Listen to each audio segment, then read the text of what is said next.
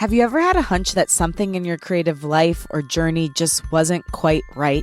Something felt off, your gut said no, but you still felt like you should move on and keep going toward the project or working with the person or whatever it is. But then, if you're lucky, something happens that snaps you out of it and makes you realize you need to take a different path.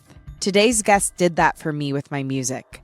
She is beyond inspiring and insightful and will bring you insight on how to trust your intuition. Her story of artistic evolution, embracing change, and finding empowerment through creativity will help you immensely. Welcome to Unleash Your Inner Creative with LoGrasso. I'm Lauren LoGrasso. I'm a Webby Award-winning podcast host and producer, singer-songwriter, public speaker, and creative coach. This show sits at the intersection of creativity, mental health, self-development, and spirituality, and it is meant to give you tools to love, trust, and know yourself enough to claim your right to creativity and pursue whatever it is that's on your heart. And before we get to the guests, I want to remind you that I have a brand new single coming out. It is my cover of Genie in a Bottle. It's out October 11th, and you can pre-save it now at the link in my bio or in the show notes. Pre-saving helps so much. It's basically how you tell Spotify that they should care about the song and that maybe they should put it on playlists, and it just really helps bring the song visibility. So please go pre-save it at the show notes or at the link in my bio on Instagram. Now to the guest. Her name is Nisha. She's a recording artist and musician whose catalog has amassed over 300 million streams.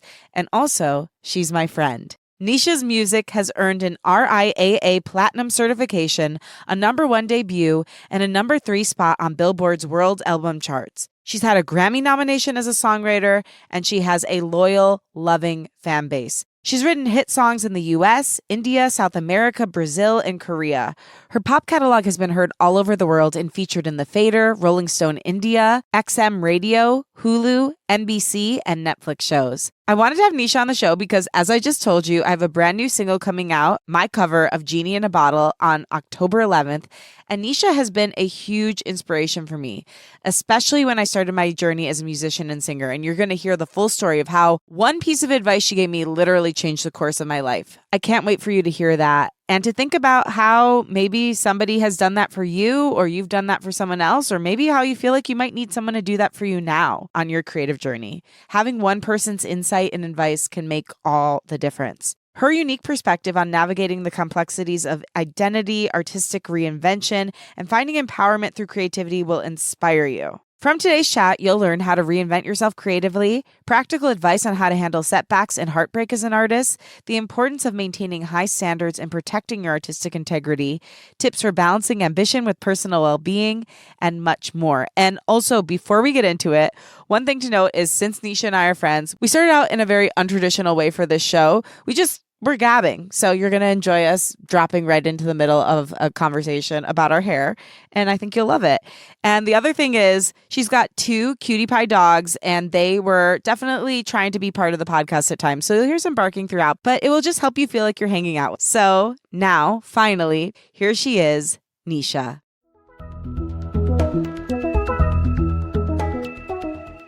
You have evolved your hair so many times. I've been on that journey this past couple years. I've been like 4 or 5 different colors in the past 5 years. Which colors did you do? Yeah. So I started out, I went like darker than my normal hair color. So I went like 1 shade above. What's your norm? It's very, very dark brown, but I went like 1 shade above black, and then I had purple extensions, and it was so much fun.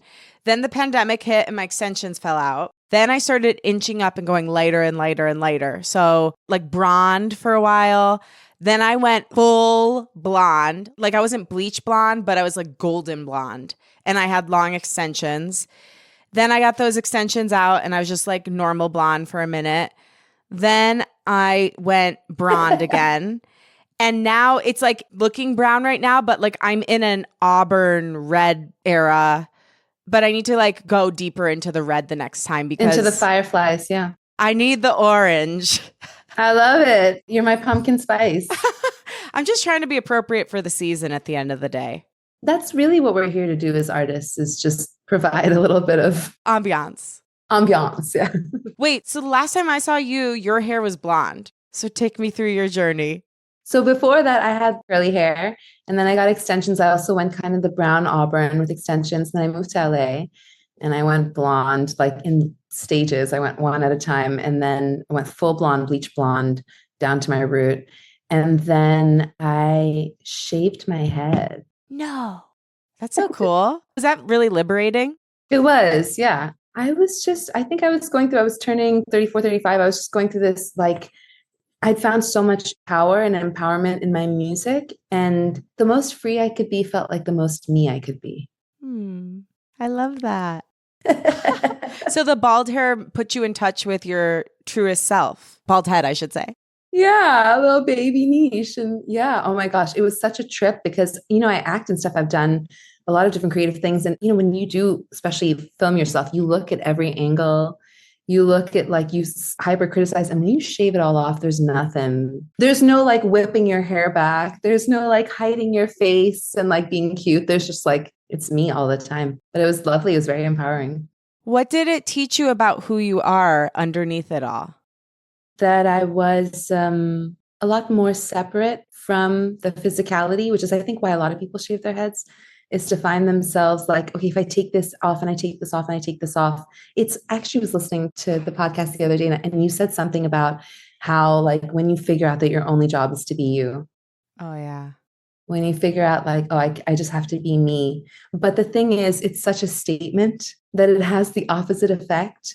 And that is also what I learned about it, is the more you pursue liberation that way, people are going to think you're doing like some cool brand thing, and you're like, no, I just couldn't deal with it anymore. Like I couldn't, the dyeing my hair. And it always been kind of my cousin did it. It had always been something that I really wanted to kind of do, because I knew it would, I knew my parents would be like, I just wanted to see their face, to be honest. I love that.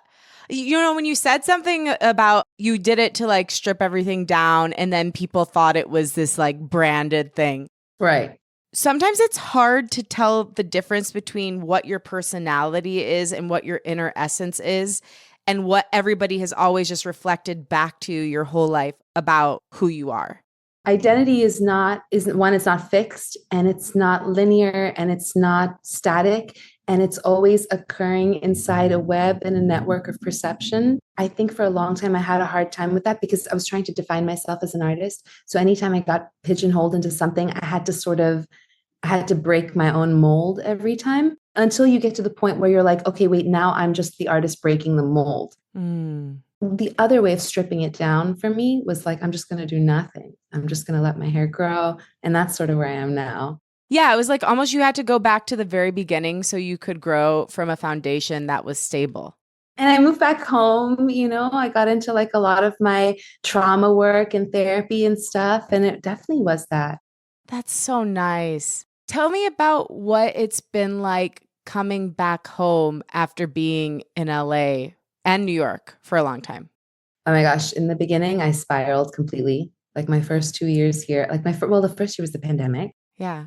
And I also, like, when I left LA, I also left my network of work and stuff. So I really started over financially. It was wild, girl. I was like 35 with a platinum record, cleaning the men's bathroom after all you can eat brunch after a double shift, just like cleaning the toilet with my platinum record. And it's like, it was kind of a wild trip, but it was a total restart of a lot of things in my life. I came back home. I lived with my mom for a bit. At first I spiraled, and now I've come to really appreciate Orlando, because I think the ceiling here is a bit different. I think that in New York, people are really ambitious for, a lot of like big statements, sort of, they want to make a career, they want to have money, power, all that stuff. LA too, it's like people are really, I think they're ambitious in a different way.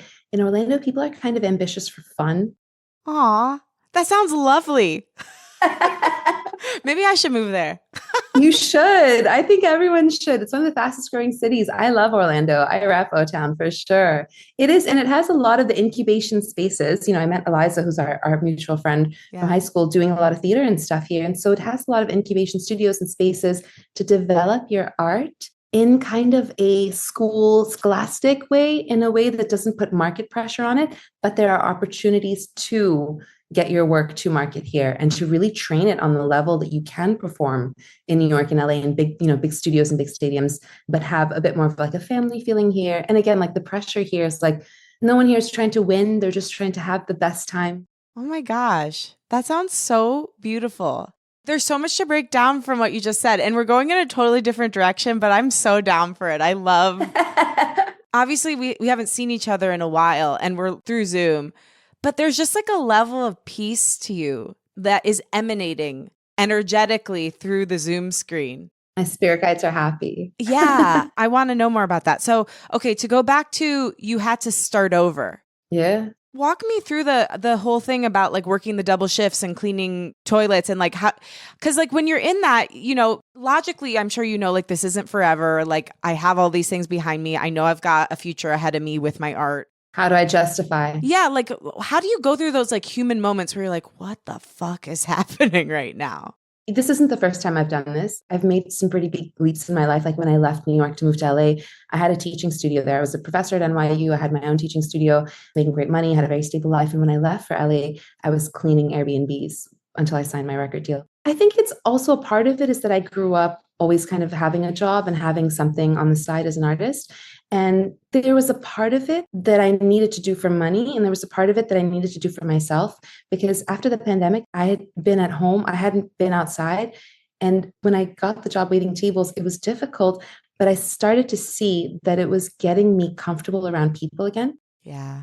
And I was very lucky, obviously, in the sense that I still had my teaching career and I still had royalties coming in. And I was able to kind of leverage that job and ended up booking a commercial, which is how I ended up. So I transitioned into acting. The thing about those moments is they're really difficult, but it is when you hit the F it button. SZA has this line. She says, now that I've ruined everything, I'm free. And sometimes when you're like me and you put, and like you're very high accomplished, you set the bar high for getting these things done. Kind of the only way to make a change in your life to get to something else that you really want that maybe is hidden behind your accomplishment is to take a step back. It's the hardest thing, but it's the most fun. Like I still have friends from that time. It's also that it's like as an artist, we have to look at what is really our job, right? And our job is to communicate and express for people through our own inner work, right? To go a little deeper, solve an equation, create a piece of art that allows people to see themselves. And we have to be open to walking all forms of life. You know what I mean? We have to be open to being at the top and being at the bottom and relating to the humanity within ourselves at all levels, or else it's a pursuit of power. Oh, you're so good. Okay. It reminds me of what my friend Jordan said. He like took a construction job and he said, I think artists need to spend more time out in the real world with like real people doing real work. And people who are doing that need to spend more time with artists. Like we both need to pull from each other. And by the way, I believe those people are artists too, but they just don't know it yet. I knew it. When you said it, I felt that layer underneath it of wanting to acknowledge that we're all artists and that some of us circumstantially or for whatever reason are in this position to do this thing. I don't know what I'm doing half the time when I go in to make something new. What I learn is when I learn a new skill or project that I have to learn for something else, I discover how it's all the same thing. And then you can kind of take that and go back and apply it to what you were stuck in art. Yeah.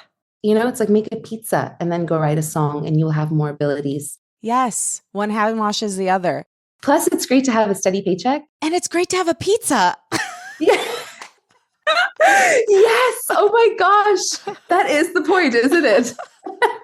You get your pizza and you're good. Yeah, it was an Italian restaurant. It's funny that you said that because I was working. Yeah, look at your intuition popping off. Well, I was going to say your intuition. So I want to ask you so many questions at once. It's hard, but I feel like I want to go to this now. You have really changed my life a couple times, and I don't even know if you know that. Our lives and our paths have like weaved in and out via Eliza, our dear friend, who's one of my favorite humans, many times, or at least several times. And the first time I met you at a party at her house when you were visiting from New York. Do you remember this at all? Yeah, she was going away and she had like buckets of stuff for people to take. And it was like all her like shampoos and stuff. Right. Sorry, Eliza. Yeah. She was giving away her most treasured possessions, shampoo. Yeah. Thank God I snagged a few of those. But I was with my ex-boyfriend at the time and we gave you a ride home and you witnessed some like kind of alarming behavior from him. And you and I exchanged rings. I still have the ring that you gave me. And you said, you don't have to stay in this, you can get out of this. And like, I've been there before and like, this isn't a good situation. And you're like, sorry if I'm overstepping, but I just want you to know, like, I see what's going on and you don't have to keep being in this. No, I did that. Yeah, you did. Good for me. Good for us. Yeah. I mean, I still stayed for like another year and a half, but still. Wow. I'm so sorry that you were going through that. It's funny. The minute you said ex-boyfriend, I said boo immediately because I remembered him. Yeah, that was a really crappy situation. And it was hard to see, you in it, knowing how grounded you are in the alchemy of life. To see you dealing with an obstacle like that is somebody else's darkness is not all yours to eat. Ooh, say it again for the people in the back. Put it on a t-shirt. Yeah, I didn't know that at the time. I thought it was my job. See, the problem is, and the beauty is, I think the best thing and the worst thing about you are usually the same. And the dark part of the beauty that I have is that I can see who someone really is. Like I see their higher self, but sometimes I think that person is playing out in real time when they're not. They're behind a lot of trauma, pain, issues. That was one of those. I do think he had a beautiful heart, but there was a lot of shit standing in the way of that a lot of the time. Those are the best ones to make art out of because those are the ones that will force you to ask the questions that'll bring you to your most prolific work. Like you'll have to solve those problems. I said that to you and probably texted my toxic person is the truth. So we try, really. Yeah. And it's always easier from the outside. What I discovered today about it was that sometimes it's also when we have this need to shine because it's in us. Yeah. Then we find someone who needs a lot of that shine. And then we feel like if we don't shine for them, they won't have that.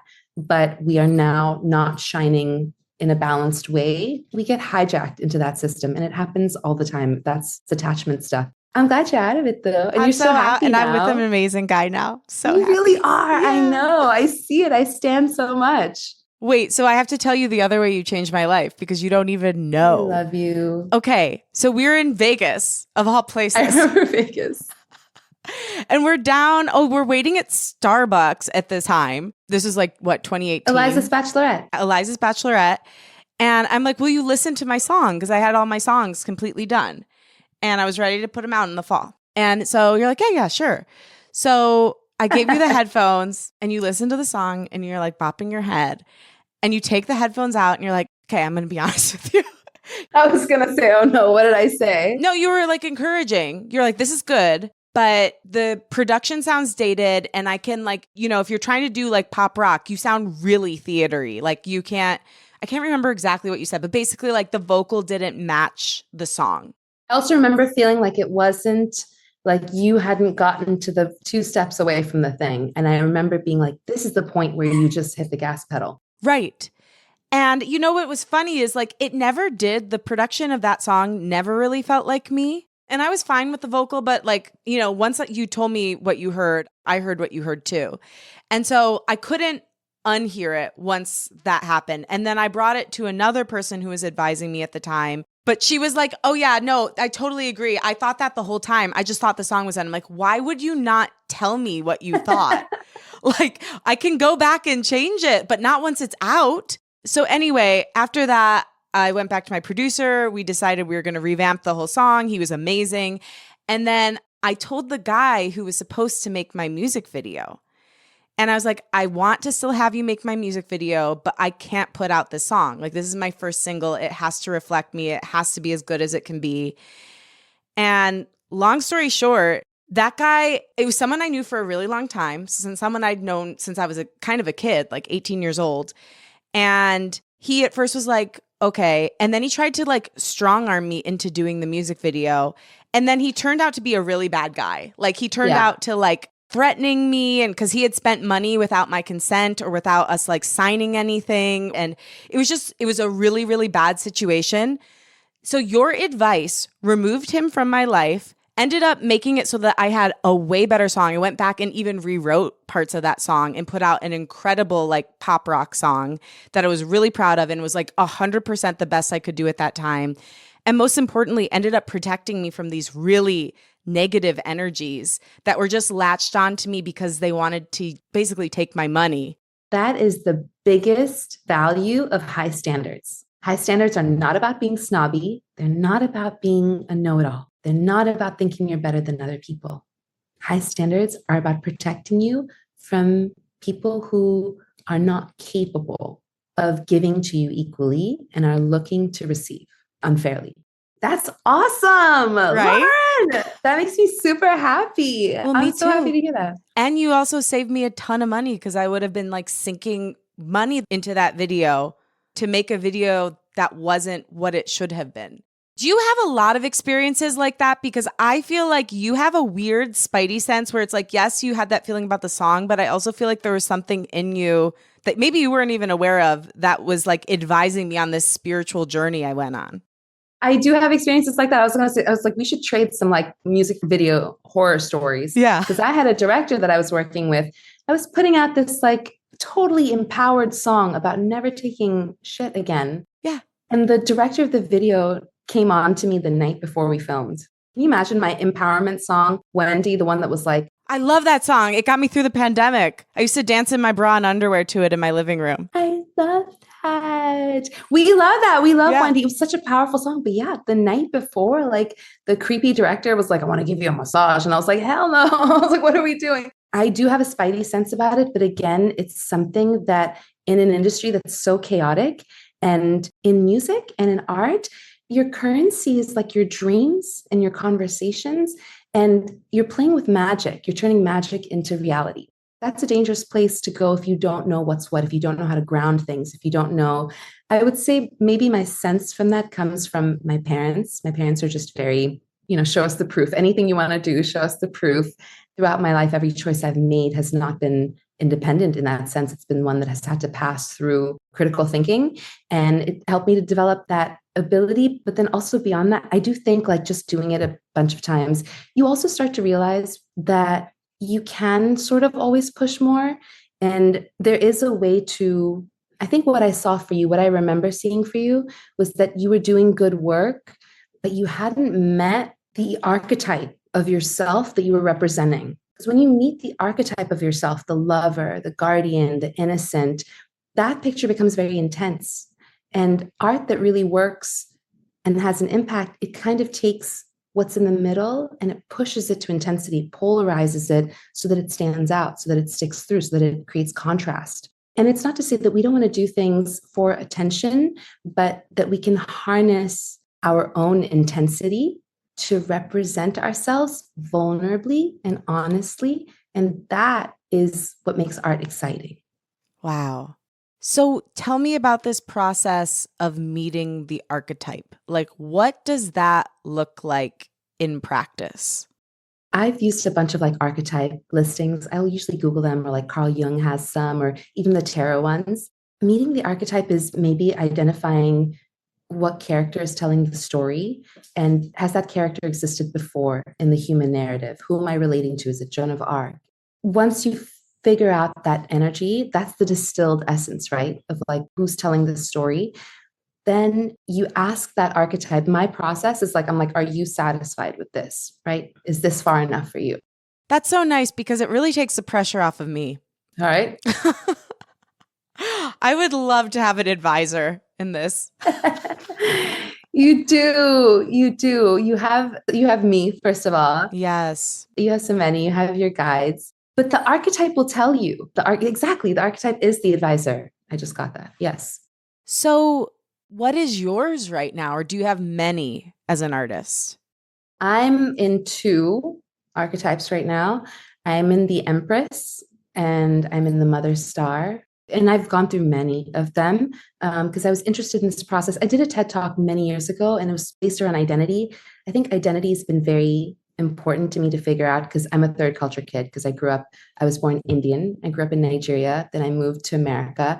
And it was just like, you throw a bunch of stuff at the wall, and me trying to navigate what parts of those things are authentic for myself and how to be, because some of it is performative. It's like, it was trying to reconcile that made me really interested in identity and the malleability of identity.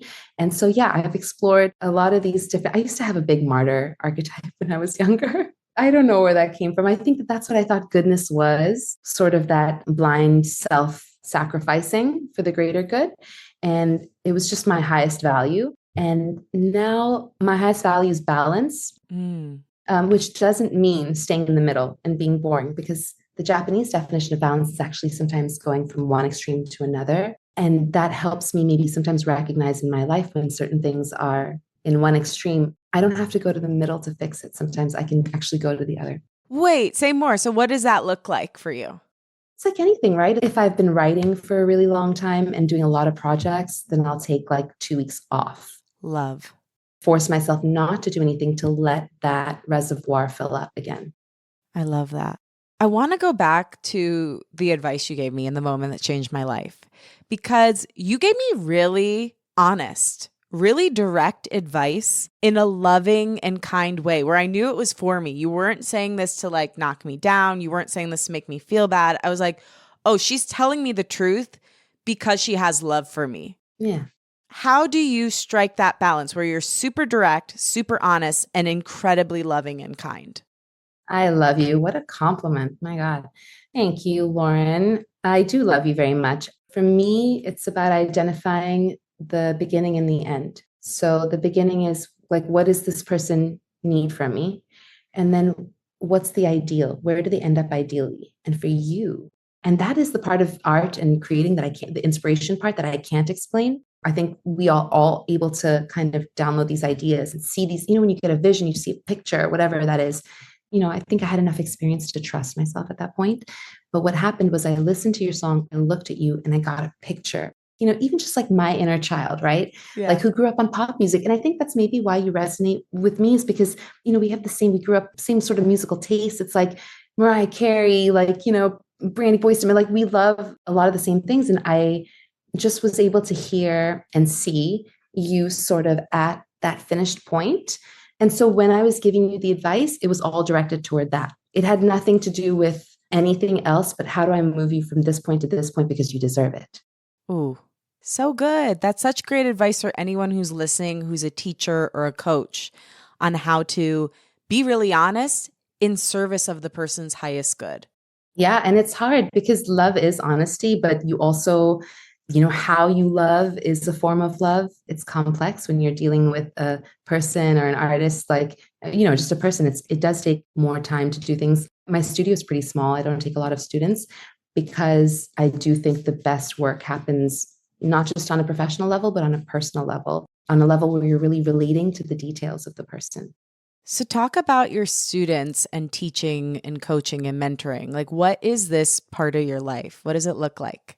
They're my babies. Aw, little ones. I started teaching when I was 19. I went to school for opera, but I call myself the bad opera singer because I was in the basement, like chain smoking with the jazz musicians, essentially. That would have been a cool album. Chain smoking with jazz. Yeah. Yeah. Released in France. Yes, absolutely. They'd love it.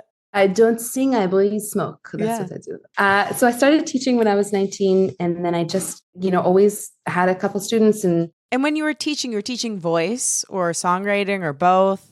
Voice, songwriting, and performance stuff. Yeah, both of them. And sometimes piano too. Okay. Like beginner's piano for kids. Oh my gosh, I would have a suitcase and I would wheel it down to Brooklyn and I would wheel it up to Queens and and I was teaching yoga too. I was teaching like kids yoga with big brother, big sister, and as much as I could do at that time. And then I had my own studio. I taught at NYU for a couple of years.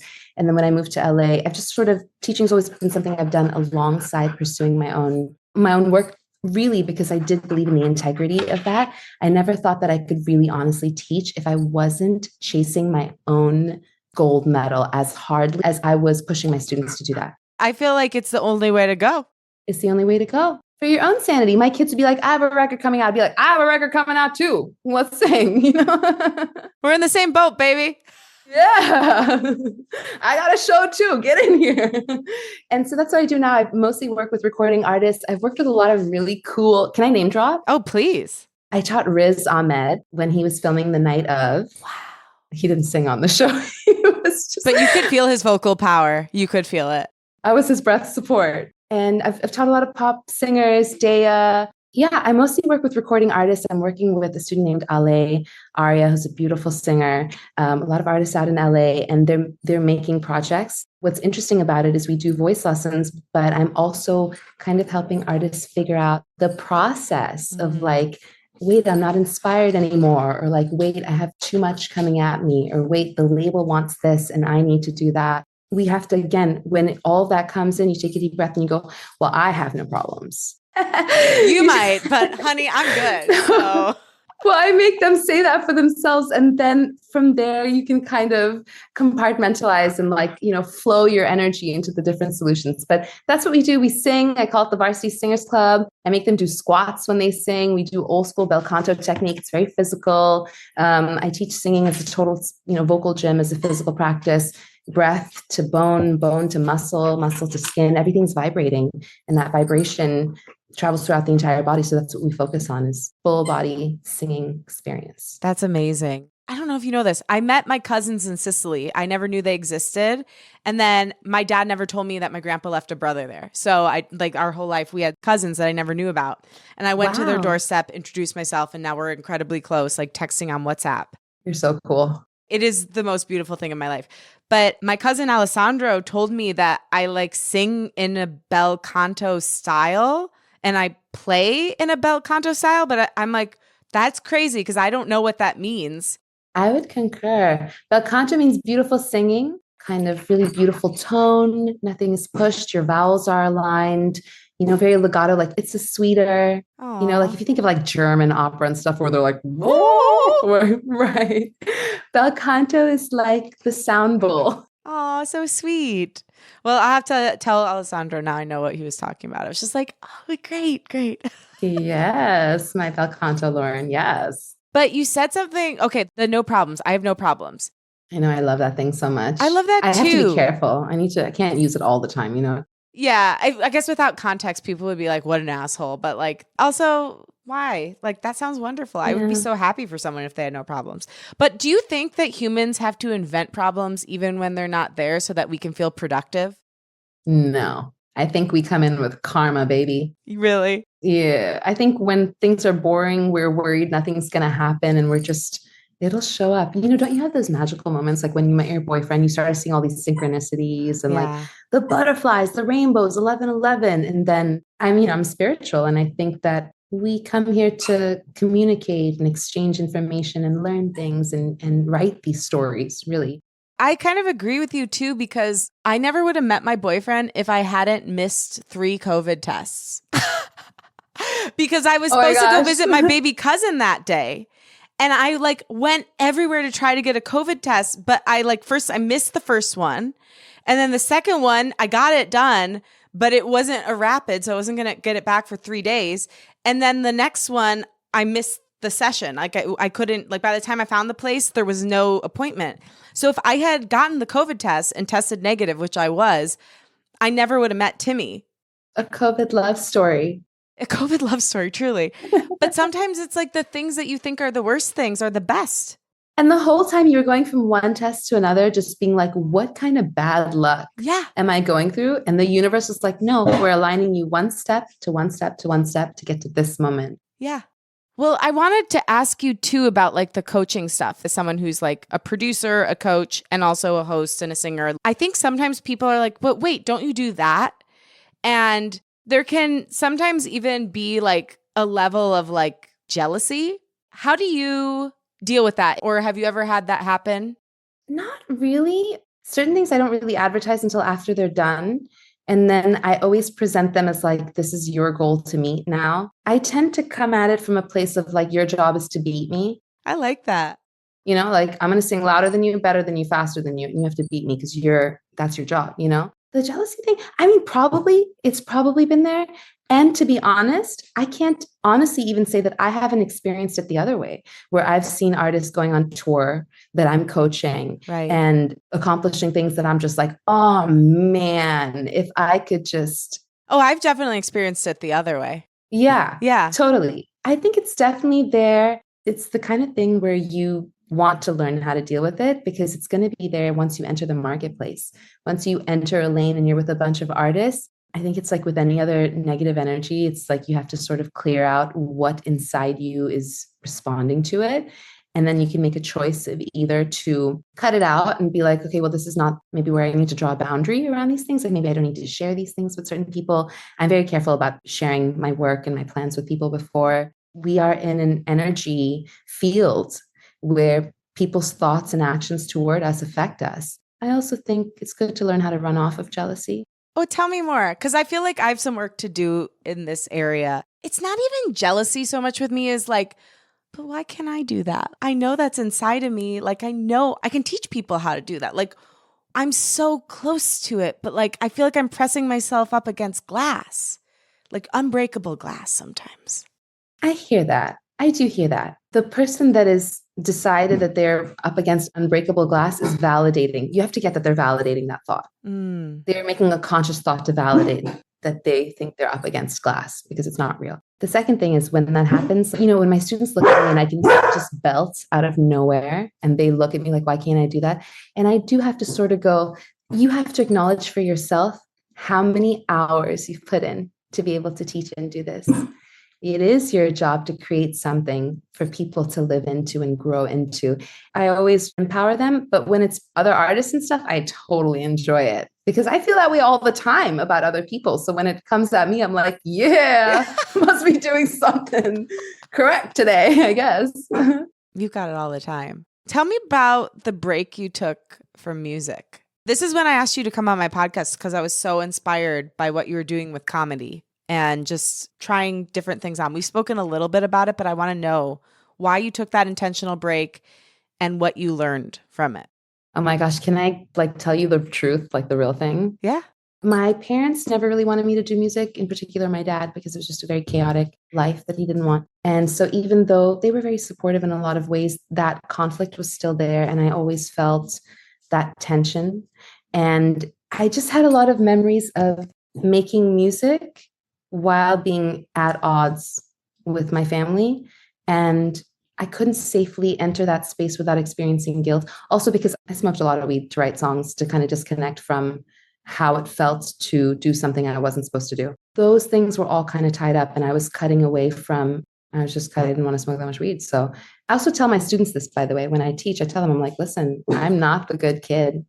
I'm the kid that knows how to survive. I'm the kid that knows how to apply technique at the right moment, but I'm not the person that did everything right or didn't make any mistakes or didn't make bad choices at times. It was just that sometimes, even though music is probably my greatest love, it was shrouded in a lot of guilt and a lot of loneliness. And it's not easy. You are consuming the void, you're consuming the problem to turn it into a solution. And I became just that kind of emotional channel to my own detriment. And I had to cut it off and be superficial for a while. I had to find other accesses into my creative spirit. And I had to do things I was just gardening and waiting tables. And I got into acting and stuff. And it was really nice, I will say, as a songwriter, to have someone else give you a script. Ooh. Yes. And to be able to just perform through that was very liberating. And then with comedy, it was it was that fear thing. It was the shave the head thing of what is the one thing I think that I wouldn't be able to do? And I tried it. What was it like having a fresh relationship with creativity? Insane. In your body? The glow up, my hair got thicker. I was so much more inspired to get up and eat healthy and go to the gym. And it's love. It's love. When you find a passion, when you find a creative pursuit that holds you to it and that you can get attached to something healthy like that, that's love. To me, it's my through line. It's what keeps me alive. It always is having that thing to invent myself through and to understand myself through relating to an art form like that. I think it's so important. I think that I don't know how people who don't make art survive, because even if you make art for a few minutes and then go back and apply that creativity to your other job, that space is so pure to connect, Well, you're literally cutting yourself off from your own humanity if you don't allow yourself to be creative, because I just really believe we are literally made of creative essence. The Big Bang was creativity. Okay. So if you don't acknowledge your creativity and the creativity of others, your life force. Yes. You are shutting off your own life force. You are refusing to acknowledge the divinity in you and other people. And the fact is, NASA did a study on this. They took a group of 1,600 5-year-olds and they gave them this test for creativity, a standard creativity test. And 98% of them not only scored creative, but creative genius level. And by the time those same 5-year-olds were 31, it was only 2%. So the numbers swapped. Yeah. So creativity, if someone's listening right now and they're like, I don't know, I want to be creative, but I'm not really. No, you are. And it's not something you have to conjure up. It's just something you have to remember. When you pick your shirt, you're being creative. Yeah. You know, when you picked your furniture for your house or you order your food, you're creating the whole story all the time. That's very existential. The other thing is, the reason I think it's so important to do is because once you see yourself as a creator, that's a paradigm shift. You know what I mean? That's like, once you see yourself as the person that can create and can do these things, and you are anchored in your ability to create, that's freedom to me, because then you trust yourself to go into situations and work things out. And once you have that, then you can pursue stardom, because those things that we want, fame, they move so quickly. It is about making the right decision at the right time. You have to feel empowered to be able to go into situations that are scary and create, to go into situations where you don't know what's going to come out of your mouth and create something. And you have to see yourself as a creator. You know, that is why I do think whether you end up professionally making work or not, if you want to be an artist, start by identifying as an artist. Just say to yourself, I'm an artist, I create. And then let the mediums, the archetypes, all of that stuff, the karma, let it all come to you. I love that. It's so true. Speaking of that, though, you have to have a really strong sense of self, like you're saying, in order to be able to be ambitious, really, in a healthy way, in a way where you're not like going out trying to get your worth, bring it back, where you're like, I have a lot of ambitions, but I know that who I am is the best thing about me. How do you cultivate that and remember on a daily basis that who you are is the best thing about you? I have the good fortune of having Crohn's disease. And so my body tells me immediately what's up. And that's been my advice, is like, the story and all that stuff you're creating is in your head, but the grounding is in your body. So it's like, how's my energy? Have I eaten? Those are the things that bring you back into that place. Is like, it's the simple stuff of like, did I really, like, as a producer, like, did I bathe? How long have I been sitting in this chair editing? Who's coming to get me? It's just me. I'm the studio manager too. Just me creating. Yeah. I want to go back to something you said in the beginning when you were talking about taking the job as a waitress, and you quoted SZA, and I don't remember the exact quote. Will you say it again? Now that I've ruined everything, I'm so fucking free. If somebody who's listening is afraid to ruin everything, but knows they need to, what's your advice to them? Do it quickly. Don't give yourself time to think. That's the enemy. The more you think, the less you're going to do it. You have 3 or 4 seconds between a thought and what's stopping you is the belief that something's going to catch you on the other side, that you're going to catch you on the other side. But that version, that archetype is calling you, right? It's going jump. And I would say, 1, surrender to the fact that you might fail. I always played that out. I was always like, what is my worst option? My worst option is, and I was lucky enough that I have parents, I have a mom that I can go stay with, which I did. Make sure you have your own grounding. You don't need to do this in an apocalyptic way. There's plenty of suffering to be had without creating suffering for yourself in art. Just literally, I know ruining things, a lot of it is about other people's perceptions and their perception of you. That's the difference. What it means to be an artist is, can you choose to have your own back against what everyone's going to perceive of you? Is the music that you're hearing strong enough, loud enough? Do you believe it enough? And are you willing to let go? Because it's a service project. You're going to put it out. They're going to criticize it. They're going to eat from the buffet what works for them and make a face at the stuff that doesn't work for them. And none of that is your job. It was about you being the person that made that buffet. That's who you are. Well, I have chills and tears in my eyes. I had a million more questions to ask you, but I can't think of a better way to end. So you're just going to have to come back. I love you. I can't wait. I would love that. Nisha, I love you so much. Do you have new music coming out soon? I do. Okay, plug it, my love. I do. I'm releasing a song called Eons, about soulmate and soulmate connection and finding yourself connected to people at a very source level. And the tagline is eons ago back at the start, where we were all together. It is out now, so go get Eons. That is so exciting. Eons. Yay. Yay. Thank you so much, Lauren. Love you. I love you too. Thank you for listening, and thanks to my guest, Nisha. For more info on Nisha, follow her at This Is Nisha and find her music at thisisnisha.com, Spotify, or wherever you get your music. Unleash Your Inner Creative is hosted and executive produced by me, Lauren LoGrasso. It's produced by Rachel Fulton with theme music by Liz Full.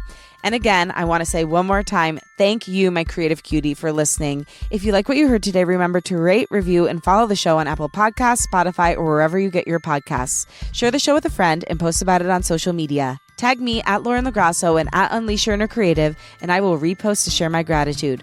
Also tag the guests at This Is Nisha so she can share as well. Also, remember to pre-save my single, Genie in a Bottle, at the link in the show notes and or at my Instagram bio. Pre-saving, like I told you, helps so much and means the world. My wish for you this week is that you embrace your creativity with fearless passion, that you trust your intuition, and that you always keep reinventing yourself and going toward your heart. I love you, and I believe in you. Talk with you next week.